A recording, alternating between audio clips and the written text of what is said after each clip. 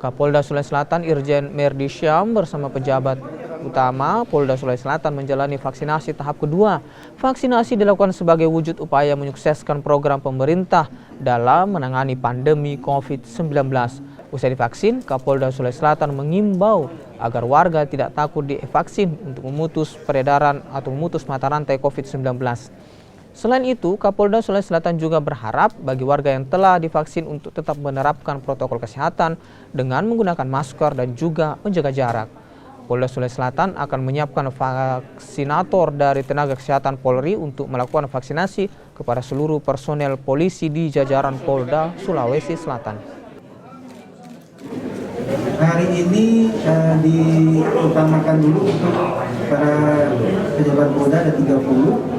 Kemudian ada dari wartawan, ada 6 dari teman-teman wartawan.